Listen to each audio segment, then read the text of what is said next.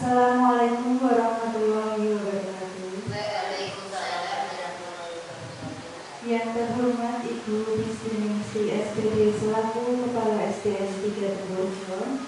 Yang saya hormati pula Ibu Guru SDS 3 Temburjo yang berbahagia.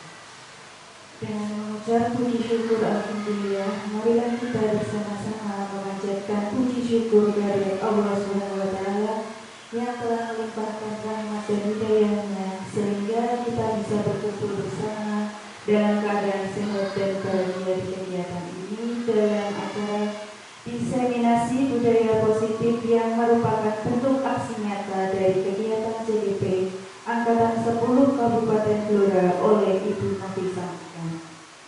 Sebelum acara dimulai, izinkan saya untuk menyampaikan susunan acara pada kegiatan hari ini.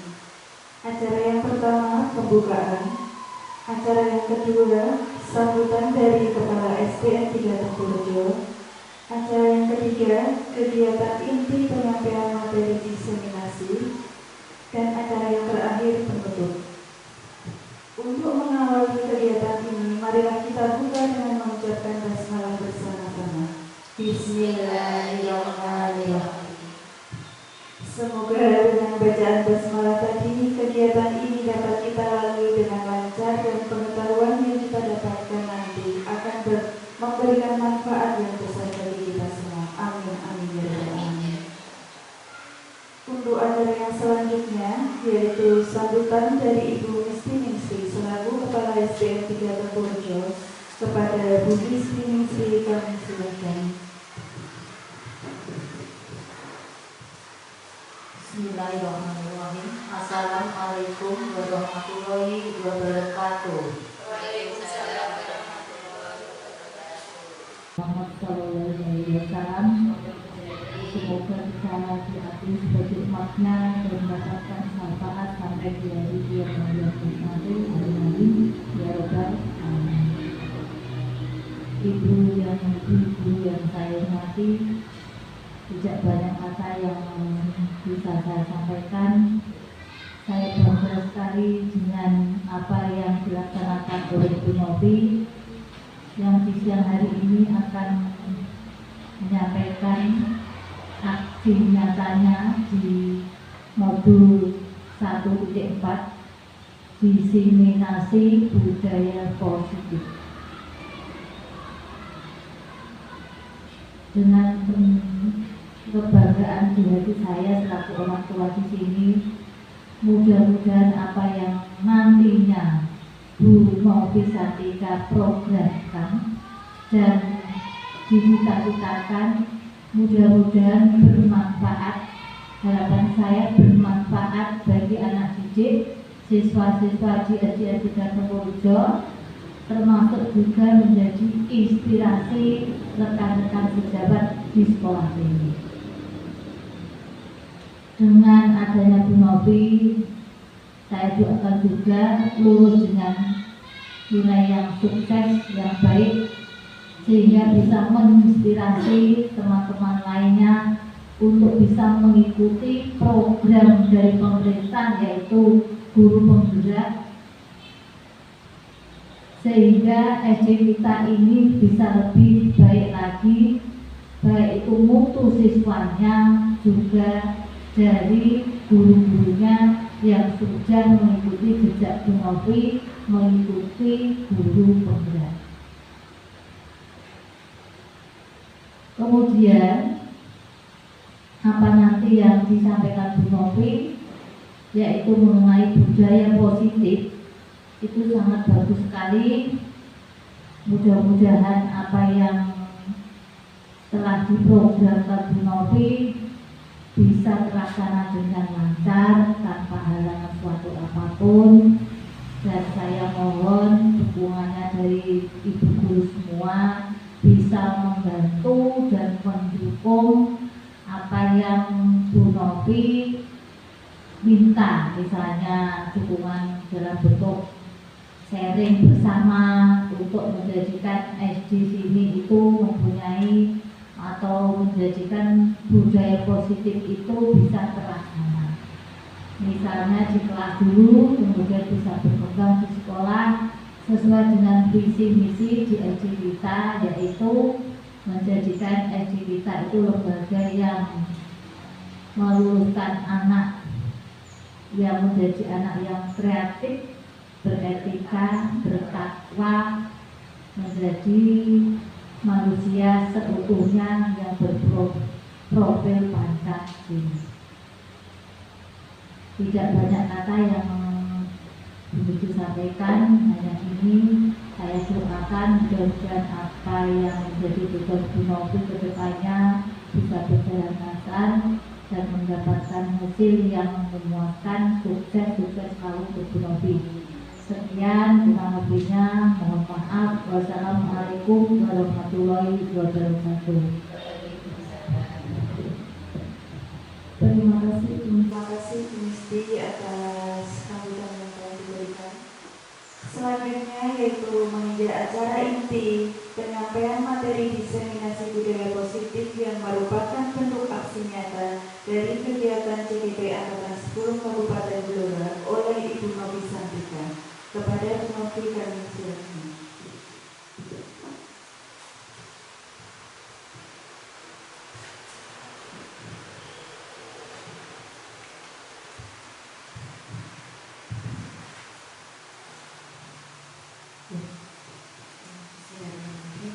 Assalamualaikum warahmatullahi wabarakatuh.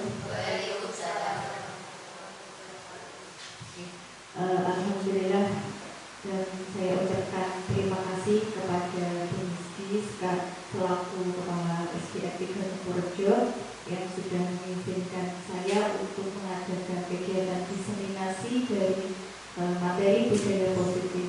Juga kepada Ibu Guru semua yang sudah meluangkan waktu untuk membersamai saya dalam kegiatan diseminasi ini. Baik, akan langsung saya sampaikan aksi nyata modul 1.4 yang sudah kami pelajari, yaitu tentang budaya positif. Apa itu budaya positif? Sebelumnya, perkenalkan, ini adalah rekan kami di kegiatan TGP, ada Bu Sapura selaku fasilitator. Beliau ini dari Brebes, merupakan guru mapel bahasa Inggris di sebuah SMP. Kemudian ada Ibu Inggit Asih Pawestri, pengajar praktik yang beliau juga seorang guru SD, dan saya Bu Novi TGP Angkatan 10.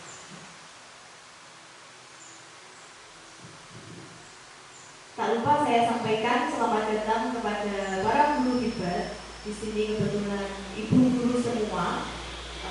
Mari kita belajar bersama, berkolaborasi dan saling mendukung demi mewujudkan disiplin positif di sekolah kita.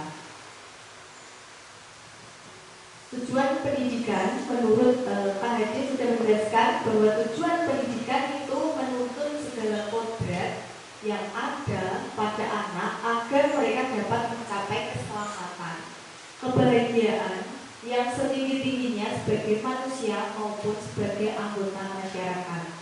Oleh sebab itu, pendidik itu hanya dapat menuntun tumbuh dan hidup kekuatan kodrat yang ada pada anak-anak agar dapat memperbaiki lakunya hidup dan tumbuhnya kekuatan kodrat anak. Pak Hadi juga mengibaratkan peran pendidik seperti seorang petani atau tukang kebun.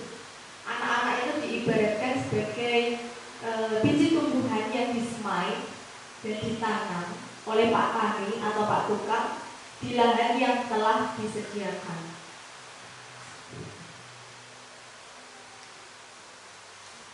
Budaya positif ini adalah nilai atau kebiasaan di sekolah yang berpihak pada murid untuk mereka berpikir kritis, penuh hormat, dan memiliki rasa tanggung jawab sesuai dengan profil pelajar Pancasila yang merupakan profil dari penerapan kurikulum Merdeka yang sudah kita laksanakan.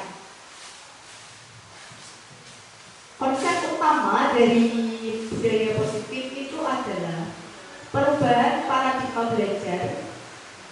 kemudian ada disiplin positif, kebutuhan dasar manusia, motivasi perilaku manusia, kemudian ada posisi kontrol restitusi, keyakinan kelas, dan juga kegiatan restitusi.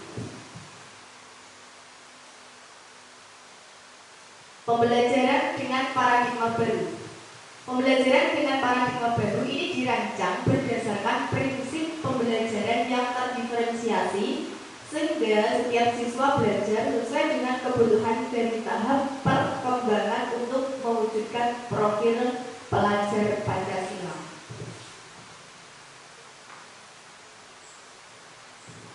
Berikut adalah profil dari pelajar Pancasila yang kita tanamkan kepada anak kita, yaitu meliputi bernalar kritis, kreatif, bergotong royong, berkebinekaan global, beriman, bertakwa kepada Tuhan Yang Maha Esa, dan berakhlak mulia. Tentunya ada profil mandiri juga. Ini yang kita harapkan nanti karakter anak-anak kita dalam penerapan kurikulum merdeka, profil pelajar Pancasila. Berikut adalah disiplin positif. Dalam budaya kita, makna kata disiplin itu menjadi sesuatu yang dilakukan seseorang pada orang lain untuk mendapatkan kepatuhan. Kita cenderung menghubungkannya kata disiplin ini dengan ketidaknyamanan, seperti dipaksa. Kemudian sebagai pendidik, yang tujuan kita adalah menciptakan anak-anak itu memiliki disiplin diri sehingga mereka bisa berperilaku dengan mengacu pada nilai-nilai kebajikan universal dan memiliki motivasi intrinsik, bukan ekstrinsik. Nah, di sini nanti yang kita harapkan tujuan yang ingin kita capai adalah menumbuhkan motivasi intrinsik dari dalam diri anak itu sendiri untuk sadar melakukan bahwa disiplin positif itu dari dirinya sendiri, bukan karena keterpaksaan atau karena kepatuhan. Kemudian disiplin positif itu merupakan salah satu cara penerapan disiplin yang bertujuan untuk menumbuhkan kesadaran serta memberdayakan anak untuk melakukan sesuatu tanpa sogokan, ancaman maupun hukuman. Nah, biasanya yang pernah saya lakukan mungkin itu anak-anaknya seperti disogok atau diancam, seperti ayo kamu duduk tidak, kalau tidak duduk bu guru akan begini. Nah, biasanya seperti itu, atau dihukum tidak mengerjakan PR, ini anaknya kamu bu guru hukum. Nah, itu akan menimbulkan nanti ketidaknyamanan bagi siswa. Selanjutnya, kebutuhan dasar manusia. Yang pertama ini adalah kebutuhan untuk bertahan hidup. Kemudian kasih sayang dan rasa diterima. Kemudian ada penguasaan atau power. Kemudian ada kebebasan dan ada kesenangan. Ini merupakan kebutuhan dasar manusia yang mungkin ada yang terpenuhi dan ada juga yang belum terpenuhi. Di sini ada sebuah contoh kasus dari bu guru di kelas 2 ini sedang bingung karena mendapatkan keluhan dari beberapa murid tentang sikap ASKB-nya. Dia selalu meminta makanan kepada teman-temannya, tidak hanya sekali tapi berkali-kali dan melakukan dengan paksa. Jika Anda di situasi seperti ini, apa yang akan Anda lakukan? Nah, biasanya kalau seperti ini, apa yang akan dilakukan dengan si murid yang seperti Aska ini? Apakah bertanya, menanyakan kenapa kok kamu meminta makanan dari teman-temanmu? Seperti itu mungkin ya. Nah, kita lihat dari slide sebelumnya, dari kebutuhan dasar manusia, kita akan mencari tahu si Aska ini kebutuhan dasar mana yang belum terpenuhi. Dalam penerapan disiplin positif ini tentunya Ibu Ina harus tahu kebutuhan apa yang sedang dibutuhkan oleh Aska. Jika kita melihat dari bertahan hidup, mungkin Aska ini lapar dan orang tuanya tidak membawakan bekal makan siang. Dan terjadilah kasus tadi, si Aska meminta makanan kepada temannya. Atau kasih sayang dan rasa diterima. Dengan Aska berbuat seperti tadi, itu teman-temannya menjadi perhatian, menjadi diperhatikan.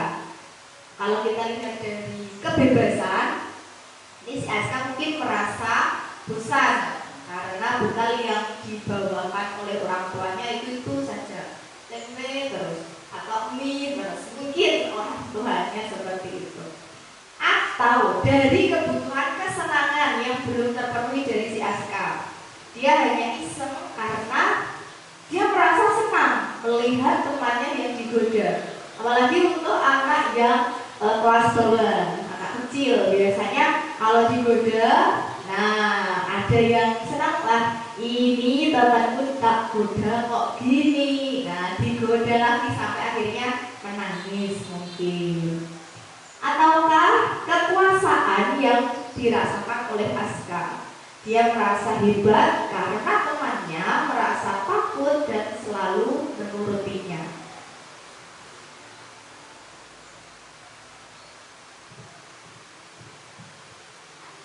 Selanjutnya, motivasi perilaku manusia.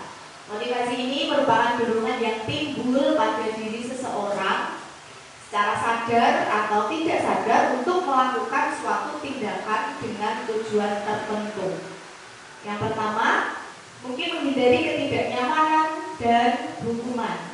Murid melakukan disiplin diri karena ia takut dihukum. Ini merupakan motivasi ekstrinsik dari luar, bukan dari kesadaran anak itu sendiri. Aku nanti hari Senin bawa topi aja biar gak dihukum saat upacara misalnya. Nah ini berarti dia belum sadar. Dia bawa topi supaya apa? Supaya tidak dihukum. Nah itu si anak berarti belum dari kesadaran dirinya. Kemudian mendapatkan imbalan atau penghargaan dari orang lain. Murid melakukan disiplin diri itu karena ia mendapatkan imbalan. Ini merupakan motivasi ekstrinsik juga. Ini juga pengalaman saya, pernah dulu ada yang mendapatkan nilai terbaik saat ulangan. Saya memberikan apresiasi penghargaan dengan memberikannya hadiah. Nah, besoknya lagi si murid ini mengulanginya lagi supaya dapat hadiah. Jadi ini juga merupakan contoh kalau si murid ini, si anak ini belum sadar dari dalam dirinya sendiri. Kemudian yang selanjutnya menghargai nilai-nilai kebajikan diri sendiri. Ini murid melakukan disiplin karena sadar akan nilai kebajikan dirinya. Ini merupakan motivasi intrinsik. Misalnya anak ini di dalam kelas tahu kelasnya kotor.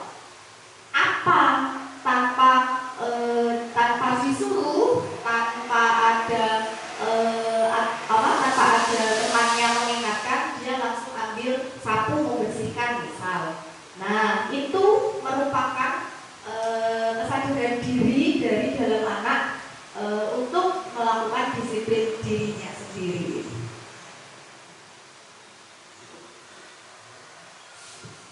Selanjutnya, konsep disiplin dengan identitas gagal. Ini berupa hukuman. Hukuman itu membuat menyakitkan bagi anak mungkin ya, atau kadang bisa diingat-ingat sepanjang hidupnya, kemudian bisa menyebabkan tidak nyaman, membuat murid takut. Hukuman ini bisa memaksa murid, kemudian ini bisa juga membuat murid menyembunyikan kesalahan. Bisa juga kalau ada murid yang mungkin hatinya rendah diri, nah ini bisa menjadi muridnya sedih dan rendah diri, tidak bisa percaya diri. Kemudian dari segi penghargaan ini juga kurang tidak efektif, bisa merusak hubungan antar murid dan temannya itu tadi, menimbulkan sifat iri. Oh ya, aku gak pernah diberi hadiah sama bu guru karena nilaiku gak pernah bagus misalnya. Kemudian ada mematikan kreativitas. Nah ini yang anak yang mungkin kurang percaya diri, mungkin melihat temannya yang pede, yang bagus hasilnya, diberikan penghargaan, diberikan hadiah. Nah karena dia kurang percaya diri, sudah putus asa. Allah, tidak, aku tidak mau lagi. Ada yang seperti itu, pernah menjumpai juga murid yang seperti itu. Kemudian menghukum dengan sistem ranking. Kemudian dengan penghargaan itu bisa merampas hak menghargai dirinya.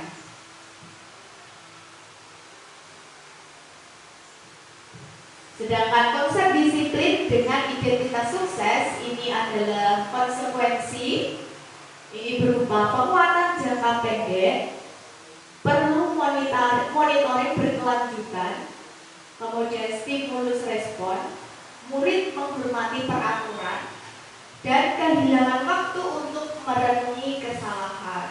Jadi kalau dijelaskan konsekuensinya, ini akan menimbulkan atau menggugah intrinsik dari muridnya, seperti tadi kalau upacara pakaian harus lengkap.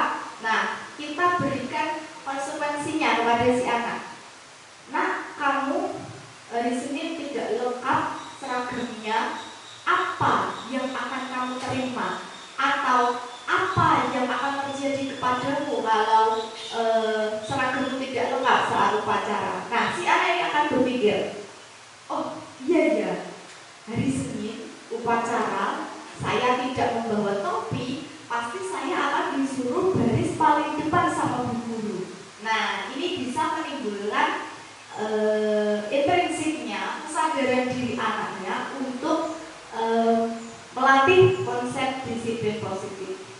Kemudian ada restitusi, ini berupa murid bertanggung jawab untuk perilakunya. Kemudian fokus pada pemecahan masalah jangka panjang. Kemudian murid bisa menghormati dirinya dan orang lain. Dan juga ada teori kontrol dirinya, memegang kontrol. Murid bersemangat memperbaiki kesalahan.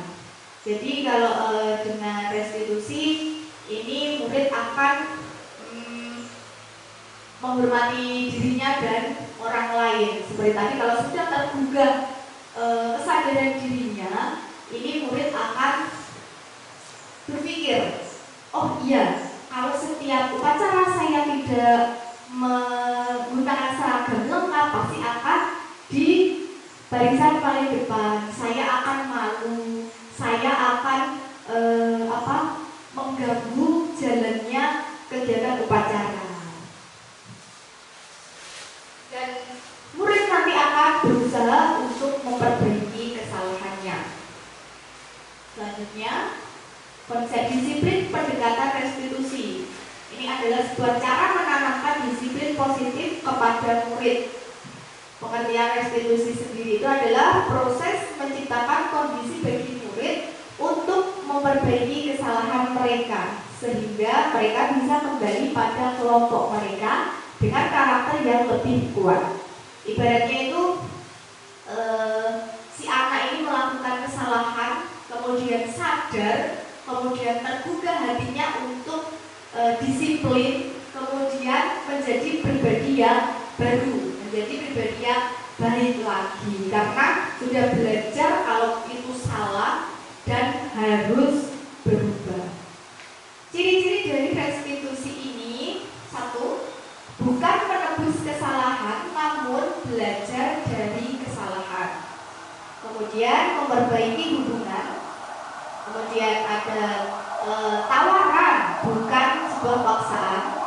Kemudian menuntun untuk melihat ke dalam diri, mencari kebutuhan dasar yang mendasari tindakan, fokus pada karakter bukan tindakan, menguatkan dan fokus pada solusi.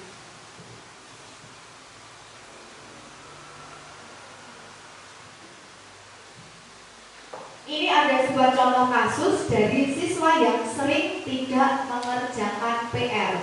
Kita akan mengamati apa perbedaannya kalau ada siswa yang sering tidak mengerjakan PR dengan dihukum, dengan diberikan konsekuensi, dan juga penyelesaian dengan restitusi, langkah-langkah yang dilakukan gurunya itu untuk menyadarkan si anak ini supaya benar-benar sadar dari dalam dirinya. Jika kita menghukum, itu guru menghukum siswa tersebut dengan rumah berbeda selama 10 menit. Ini efeknya pada siswa, mungkin takut, gurunya marah, dan muridnya ini menjadi takut. Kemudian kalau dari segi konsekuensi, guru memberikan konsekuensi untuk mengerjakan PR-nya saat istirahat atau dikerjakan 3 kali lipat. Ini gurunya tegas dan siswa menghormati peraturannya. Dan mungkin ini akan berulang lagi karena pada proses konsekuensi ini si siswa belum sepenuhnya sadar. Kesadaran itu belum sepenuhnya muncul. Kalau dari segi restitusi, ini guru menanyakan keyakinan kelas atau keyakinan diri yang sudah disepakati sebelumnya. Kemudian guru membantu siswa menyelesaikan masalahnya. Guru terbuka dan siswa menghormati dirinya serta orang lain. Nah, restitusi ini seperti tadi menggali kebutuhan dasar apa yang si anak ini belum terpenuhi. Di sini ada 5 posisi kontrol restitusi. Yang pertama sebagai penghukum, pembuat rasa bersalah, sebagai teman, sebagai pemantau, atau sebagai manajer. Ini yang sering kita lakukan di kelas. Mungkin ini pembuat rasa bersalah. Ini pengalaman saya. Di kelas mungkin membuat anak merasa bersalah, ini kurang tepat juga. Dan biasanya kalau saya melihat anak-anak kelas 1 itu kan masih kecil, kadang dilihat saja itu ada yang takut. Kemudian saya berusaha untuk bertanya, berusaha memposisikan sebagai seorang teman, bertanya pelan-pelan, kenapa kok kamu melakukan hal seperti itu?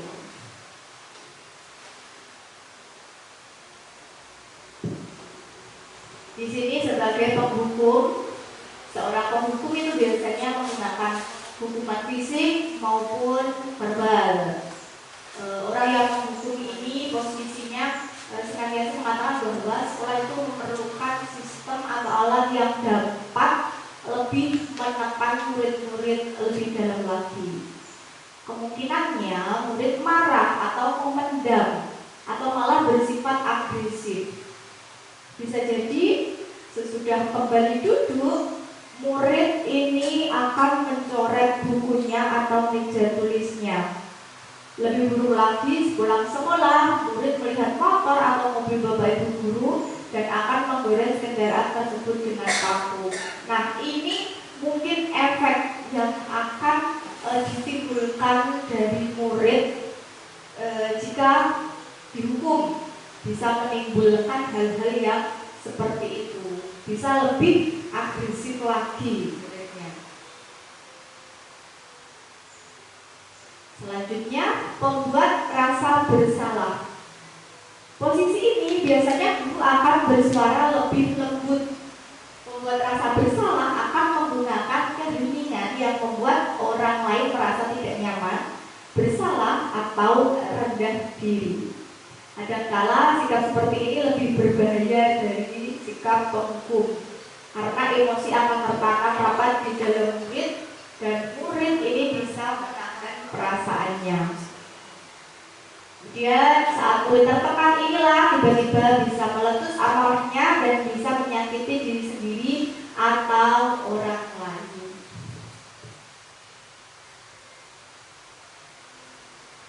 Selanjutnya, posisi yang digunakan adalah teman. Kalau teman ini posisinya tidak akan menyakiti murid, namun akan tetap berupaya mengontrol murid melalui persuasi. Posisi teman ini bisa negatif ataupun positif. Positifnya berupa hubungan baik yang terjalin antara guru dan murid. Guru di posisi teman menggunakan hubungan baik dan humor untuk mempengaruhi seseorang.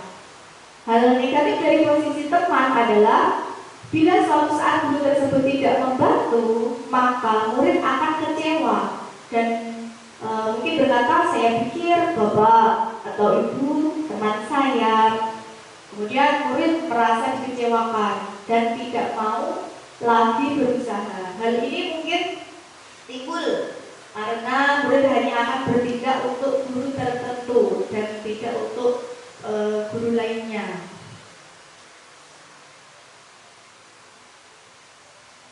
Selanjutnya, dalam posisi pemantau. Pemantau ini berarti dengan mengawasi. Seseorang pemantau sangat mengandalkan perhitungan, catatan, data yang dapat digunakan sebagai bukti atau perilaku dari seseorang. Posisi pemantau sendiri berawal dari teori stimulus respon yang menunjukkan tanggung jawab guru dalam mengontrol murid. Guru tidak akan menunjukkan emosi yang berlebihan, tidak akan marah atau membuat merasa bersalah. Murid memahami konsekuensi yang harus dijalankan karena telah melanggar salah satu peraturan sekolah. Selanjutnya, dari kelima posisi kontrol tadi, ini adalah posisi sebagai manajer, di mana guru berbuat sesuatu bersama dengan murid. Jadi melibatkan murid, mempersilahkan murid mempertanggungjawabkan perilakunya, mendukung murid supaya dapat menemukan solusi atas permasalahannya sendiri. Jadi ini akan membuat murid berpikir, apa yang sudah saya lakukan, apa ini kesalahan saya, dengan berkata apa yang kita yakini, ini yang disampaikan oleh gurunya kepada muridnya, bahwa ada yang sudah diyakini dan sudah disepakati sebelumnya. Murid ini sudah mengetahui adanya suatu masalah dan sesuatu perlu terjadi. Bila guru mengambil posisi pemantau, guru akan melihat apa konsekuensinya dan peraturannya. Namun pada posisi manajer ini, guru akan mengembalikan tanggung jawab pada murid untuk mencari jalan keluarnya sendiri. Tentu saja dengan bimbingan dari guru. Di sini ada sebuah contoh kasus. Siswa 3 memakai atribut lengkap saat upacara bendera. Nah, di sini kita posisikan diri sebagai penghukum, pembuat rasa bersalah, teman, dan pemantau juga manajer. Kira-kira ini adalah kata-kata atau pertanyaan yang akan disampaikan kepada siswa jika siswa tersebut melanggar atau tidak memakai atribut lengkap saat upacara. Sebagai penghukum, ini bisa diketahui dari kata-kata patuhi aturan sekolah, lalu berdiri di depan barisan. Nah, ini tanpa bertanya, berarti langsung menghukum siswa yang tidak memakai seragam lengkap atau atribut lengkap. Kemudian, berapa kali bu guru harus memberitahu kamu, bu guru kecewa sama kamu. Nah, kalau seperti ini adalah posisi sebagai pembuat rasa bersalah kepada anak. Kalau posisi sebagai teman,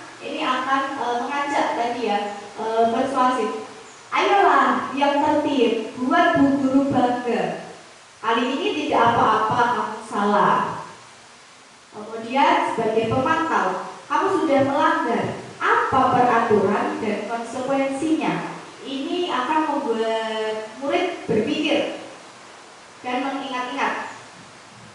Kemudian posisi yang terakhir ada manajer. Apakah kamu tahu alasanmu? Kira-kira bagaimana kamu akan memperbaiki kesalahan ini? Nah, dengan kalimat seperti ini akan membuat siswa berpikir dan mencari solusi atas permasalahannya sendiri. Saya tidak pernah lengkap atributnya saat upacara. Apa yang harus saya lakukan supaya pada kegiatan berikutnya saya tidak mengulangi kesalahan yang sama.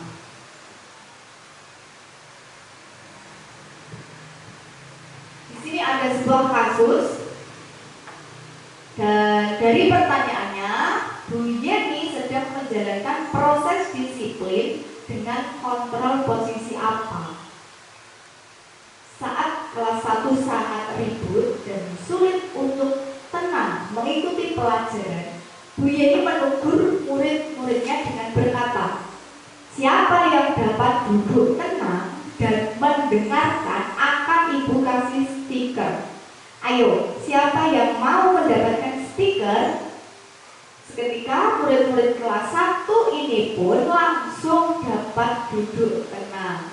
Nah, ini Bu Yeni ini untuk mendisiplinkan muridnya, kira-kira menggunakan posisi kontrol apa? Kalau dilihat dari ini tadi ya, ada penghukum, membuat rasa bersalah, pemantau atau manajer. Kira-kira memposisikan sebagai posisi apa ini? Sebagai teman. Apakah benar? Ya. Jawabannya adalah pemantau. Jadi Bu Yeni ini memantau muridnya, melihat muridnya ini dapat duduk tenang semua atau tidak. Dan ternyata dengan diberikannya stiker ini, Bu Yeni, muridnya Bu Yeni ini pun langsung dapat duduk tenang.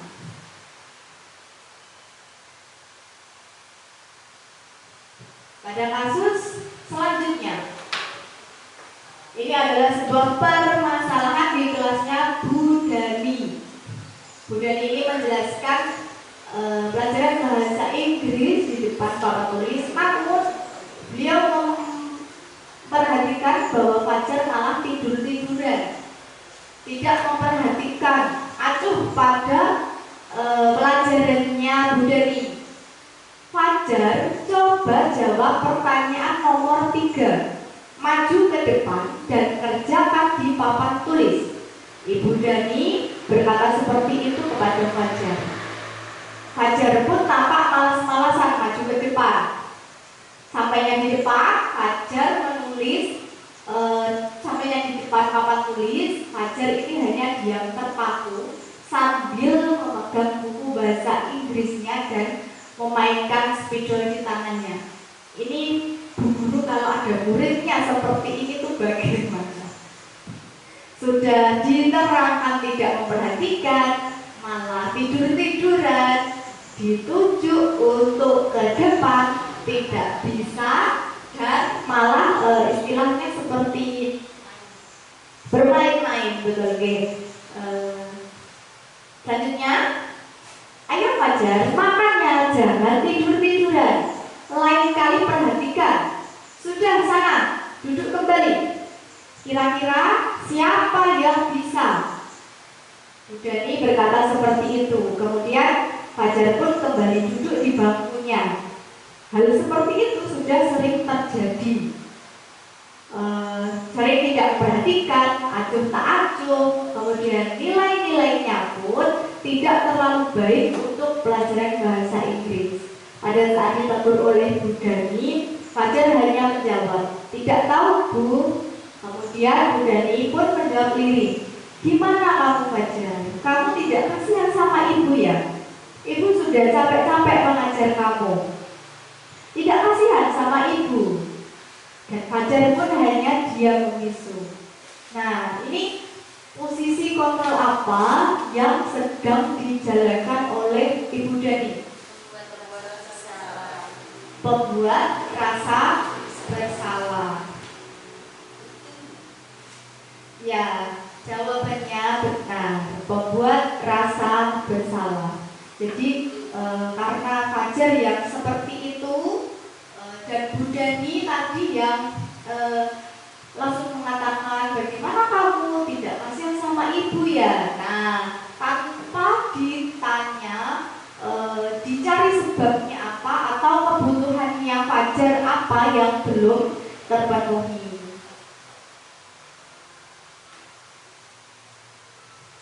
Selanjutnya adalah keyakinan kelas. Mengapa keyakinan kelas? Mengapa tidak peraturan kelas saja? Mari kita lihat. Keyakinan kelas ini adalah seseorang nanti akan lebih tergerak dan bersemangat untuk menjalankan keyakinannya daripada hanya sekedar mengikuti serangkaian peraturan tertulis. Murid-murid pun demikian, mereka perlu mendengarkan dan memahami arti sesungguhnya tentang peraturan-peraturan yang diberikan. Kemudian apa nilai-nilai kebajikan di balik peraturan tersebut? Kemudian apa tujuan utamanya dan menjadi tidak tertarik atau takut sehingga hanya sekedar mengikuti serangkaian peraturan-peraturan yang mengatur mereka tanpa memahami tujuan mulianya.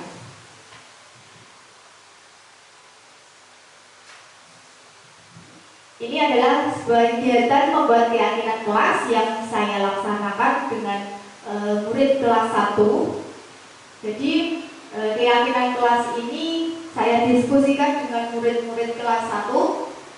Kira-kira apa ya yang bisa menjadikan kita anak yang tertib, anak yang baik, anak yang berperilaku baik? Itu saya bertanya seperti itu kepada anak-anak kelas 1 dan mereka menuliskan. Saya meminta untuk menuliskan, kamu ingin kelas yang seperti apa? Kamu ingin berteman yang seperti apa? Kamu ingin kalau diajar seperti itu yang seperti apa? Kamu harus yang bagaimana saat diajar oleh bu guru? Ini mereka menuliskannya pada sebuah kertas kemudian ditempel. Ini adalah beberapa yang saya ambil dari hasil tempelan dari anak-anak kelas 1. Salah satunya menyapu kelas saat datang, kemudian memakai seragam sesuai jadwal, mengerjakan PR, kemudian datang tepat waktu. Ini yang warna merah pink, itu tulisannya sudah lengkap, baik dan bisa terbaca di buku. Sudah lengkap tulisannya meskipun belum rapi. Ini seperti yang saya tanyakan kepada anak-anak tadi, bahwa berarti mereka menyimpulkan kalau menjadi anak yang berperilaku baik, menjadi anak yang sopan, berakhlak baik, kemudian di kelasnya jadi nyaman, diajar bu guru jadi nyaman, itu mereka harus menyepakati ini. Menyapu kelas saat datang, mereka sudah sepakat saat datang harus menyapu dulu supaya kelas bersih, supaya pembelajaran jadi nyaman. Mereka menyadari itu. Kemudian memakai seragam, mengerjakan PR, datang tepat waktu. Nah, kemarin ada permasalahan juga, ada temannya yang datang terlambat, padahal di kelas sudah berdoa. Nah, saat temannya masuk, itu berdoanya berhenti melihat temannya yang baru masuk datang terlambat tadi. Nah, kemarin saya angkat bagaimana caranya supaya saat berdoa itu kita tenang, begitu. Kemudian di kertas yang kuning ini juga tidak boleh cemberut di kelas. Nah, Kemudian ada juga itu tidak boleh berbohong, tidak boleh menangis, harus disiplin. Nah, ini tulisan anak-anak kelas 1. Mungkin ini yang mereka rasakan saat di kelas. Ada temannya yang cemberut mungkin. Nah, kadang itu sering kalau pagi setelah berdoa kebiasaan saya meminta mereka, anak-anak, senyumannya mana? Nah, ada yang tersenyum lebar, ada yang malah tertawa, karena mungkin jarang saya bertanya seperti itu, hal-hal mungkin sepele ya, tapi bagi mereka itu, Bu Novi tanya seperti ini berarti perhatian sama saya, berarti Bu Novi ingin tahu bagaimana saya tersenyum. Harapannya seperti itu.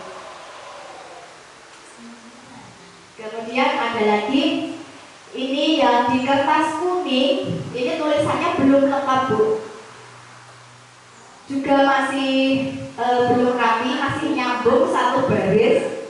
Menyapu kelas, itu yang maksudnya. Menyapu kelas saat datang. Kemudian memakan. Ini maksudnya memakai seragam, harusnya memakai seragam sesuai jadwal. Ini tulisannya juga belum lengkap. Kemudian mengerjakan PR setiap ada PR. Maksudnya seperti itu ya. Jadi kadang kalau mengoreksi jawaban mereka itu lucu sekali ya Mbak Titik ya. Mbak Titik jadi hiburan. Iya betul, jadi hiburan. Datang sekolah tepat waktu. Nah, harusnya waktu di situ. Kemudian tidak boleh mengejek teman, tidak boleh tidur di kelas. Kalau berbicara yang baik. Kalau ada orang jatuh, titik ke terusan nih.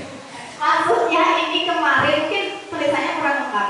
Kemarin ada yang bilang itu, kalau ada tulisannya jatuh Bu, ditolong. Ya, maksudnya seperti itu.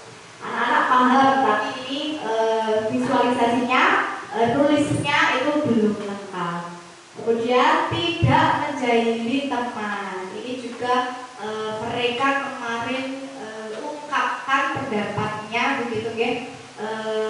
Begitu saya tanya, kamu jadi anak yang baik itu harus bagaimana? Mereka mengeluarkan kalimat seperti ini. Kemudian bagaimana pembentukan keyakinan kelas?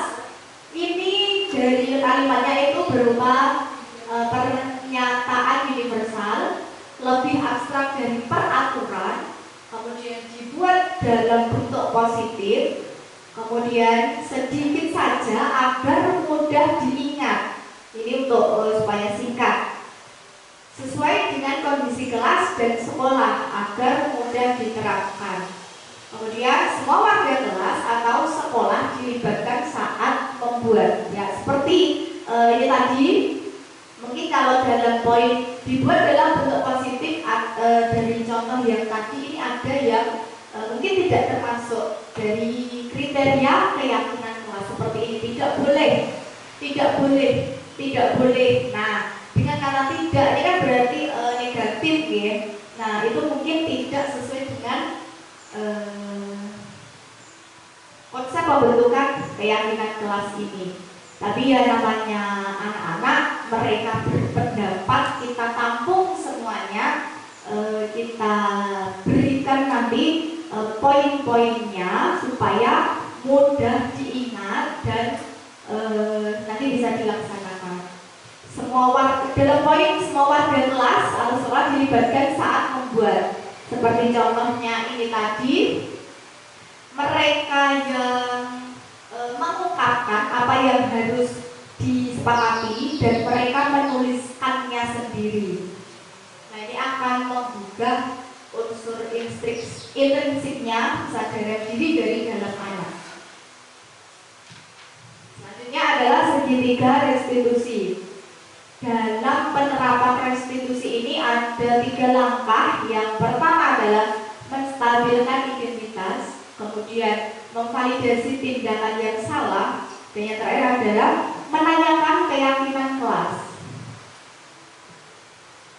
Apabila ada murid yang melakukan kesalahan, kita bisa menggunakan segitiga restitusi ini untuk menangani permasalahan apa yang dirasakan oleh anak. Yang pertama adalah menstabilkan identitas. Ini mengubah identitas anak dari orang yang gagal karena melakukan kesalahan menjadi orang yang sukses. Kita harus meyakinkan si anak dengan cara mengatakan kalimat-kalimat ini. Berbuat salah itu tidak apa-apa. Tidak ada manusia yang sempurna. Saya juga pernah melakukan kesalahan seperti itu. Kita bisa menyelesaikan ini. Kamu berhak merasa begitu. Apakah kamu sedang menjadi teman yang baik buat dirimu sendiri? Nah, ini kita memberikan pada tahap ini kita memberikan pertanyaan kepada siswa. Kemudian langkah selanjutnya, validasi tindakan yang salah. Semua perilaku memiliki alasan. Pada tahap ini kita bisa menggunakan kalimat-kalimat yang mungkin terdengar asing buat guru. Namun bila dikatakan dengan nada tanpa menghakimi dan memvalidasi kebutuhan mereka. Contohnya, kamu pasti punya alasan mengapa melakukan hal itu.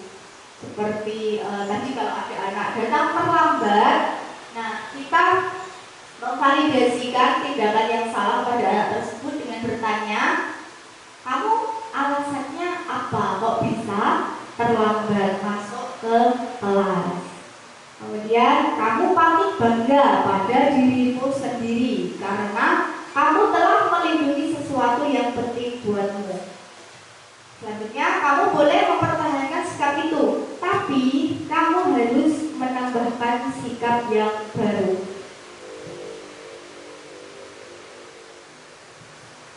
Langkah yang terakhir adalah menanyakan keyakinan kelas.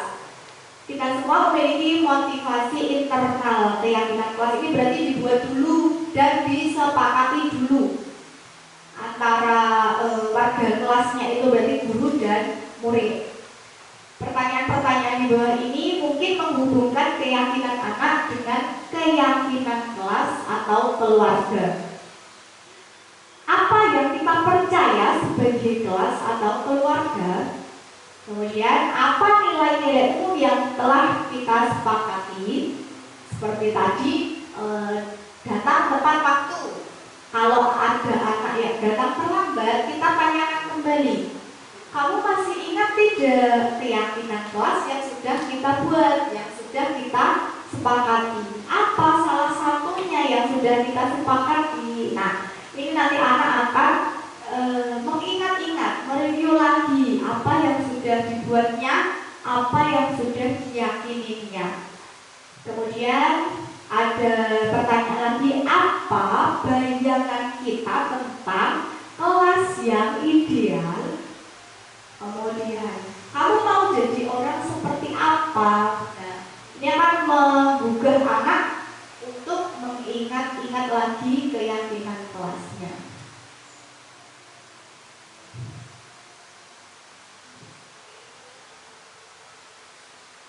Kemudian, dalam penerapan program disiplin positif ini, hendaknya yang guru miliki adalah standar kepribadian, profesional, dan sosial yang baik, di mana guru harus mampu berefleksi pada posisi kontrolnya saat ini. Bagaimana perjalanan dirinya sebagai seorang among, yaitu posisi manajer yang menuntut murid menjadi insan yang mandiri, merdeka, dan bertanggung jawab. Semoga pada sesi belajar kita hari ini membawa manfaat dan dapat mewujudkan pelajar berprofil Pancasila. Salam Merdeka Belajar. Terima kasih. Sampai di ujung materi yang sudah saya paparkan, saya ucapkan terima kasih kepada ibu guru semua. Selanjutnya saya kembalikan kepada Mbak Septi selaku pembawa acara. Terima kasih atas penyampaian materi diseminasi budaya positif oleh Ibu Novi Santika. Semoga apa yang disampaikan dapat menambah pengetahuan serta membawa manfaat yang besar bagi kita dan anak didik kita. Dan kita juga bisa menerapkannya ke dalam kelas untuk menjadi pedoman pembelajaran selanjutnya. Dan untuk Ibu Guru, ada ya pertanyaan yang ingin disampaikan kepada Bu Novi. Silakan saya lakukan. Oh ya, silakan Bu Suci. Nah, atau mau maju?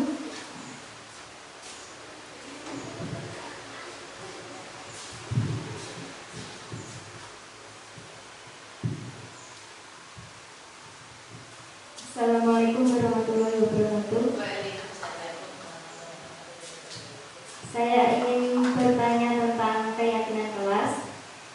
Pertanyaan saya, bagaimana cara yang paling tepat ya untuk menyadarkan anak-anak agar dapat melaksanakan keyakinan kelas dengan baik, sedangkan kita tadi menyimak bahwa hukuman dan pujian penghargaan itu kurang tepat dilaksanakan.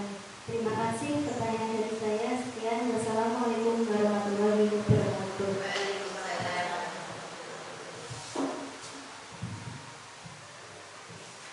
Mohon izin untuk langsung menjawab pertanyaan dari Bu Suci, bagaimana cara menyadarkan anak-anak untuk keyakinan kelas ini. Yang kita lihat dari materi tadi dengan memberikan hukuman dan penghargaan itu malah membuat efek yang negatif bagi siswa. Baik Bu Suci, terima kasih atas pertanyaannya. Mungkin seperti ini, kita libatkan anak-anak semuanya untuk membuat keyakinan kelas. Setelah dibuat, kita sepakati bersama. Atau sebelum kita sepakati, kita pilih dulu. Mungkin seperti di kelas 1 tadi, ada banyak anak dan banyak juga yang disampaikan. Bu, seperti ini dan berbeda-beda. Supaya lebih ringkas, supaya lebih efektif untuk anak-anak mengingat dan nantinya akan menjalankan, kita pilih dulu. Dengan memilih itu kita melibatkan anak lagi. Anak-anak, kalau kita pilih yang ini bagaimana ya? Cocok atau tidak ya? Nah, kita kembalikan lagi ke anak. Anak ini berperan supaya nanti di belakang kalau dia tidak melaksanakan keyakinan kelasnya, maka dia akan berpikir, oh iya, ini sedangnya aku, ini yang membuat saya, kok saya melanggar. Nah, supaya ada perasaan seperti itu. Mungkin seperti itu Bu Suci. Terima kasih. Apakah sudah puas dari jawabannya Bu Novi, Bu Suci? Apakah dari ibu-ibu yang lain bisa ada yang ingin menanyakan kembali tentang materi ini? Silakan Bu Titi.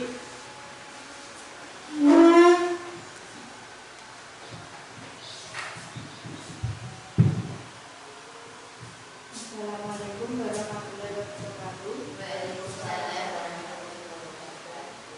Saya akan menanyakan kepada Bu Novi, kalau ada murid yang melanggar atau tidak melaksanakan keyakinan kelas, bagaimana cara kita sebagai guru untuk menangani dan posisi kontrol apa yang sesuai untuk diterapkan di kelas? Terima kasih.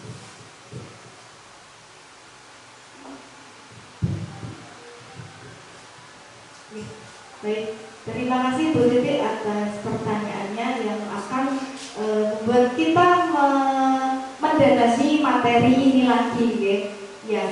Posisi kontrol apa yang paling tepat jika ada anak yang melanggar keyakinan atau kesepakatan kelas ini? Mungkin dari slide yang terakhir ini bisa kita lihat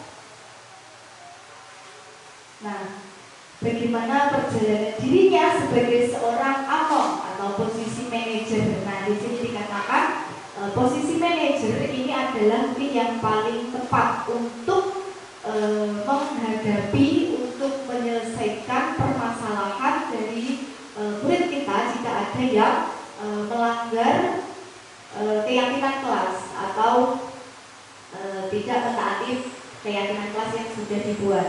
Dengan posisi manajer ini akan membuat siswa nanti menjadi lebih sadar lagi, akan tergugah lagi unsur intrinsiknya, kesadarannya. Saya jangan sampai melanggar apa yang sudah kita sepakati bersama, apa yang sudah kita buat bersama. Nah, dengan seperti itu, guru memposisikan sebagai manajer tanpa menghukum, tanpa memberi penghargaan. Ini anak-anak murid sudah sadar dari dalam dirinya sendiri harus berperilaku yang baik, harus menjalankan disiplin positif supaya yang ada di kelas, yang ada di sekitarnya ini merasa nyaman, aman, dan bisa senang, merdeka dalam kehidupannya di kelas, berteman, bersosialisasi dengan warga sekolah semuanya, baik bapak ibu guru, adik kelas atau teman kelas yang lain. Seperti itu mungkin Bu Titi. Terima kasih. Bagaimana Bu Titi? Sudah puas dengan jawabannya Bu Novi? Sampailah kita pada penghujung kegiatan hari ini. Semoga apa yang kita dapatkan membawa keberkahan bagi kita semua. Amin. Saya selaku pembawa acara mohon maaf apabila ada kesalahan kata atau perbuatan yang tidak berkenan di hati, dan saya mengucapkan terima kasih kepada Bapak Ibu, kepada Ibu guru semua karena sudah berkenan dan menyempatkan waktunya untuk ikut mensukseskan kegiatan ini.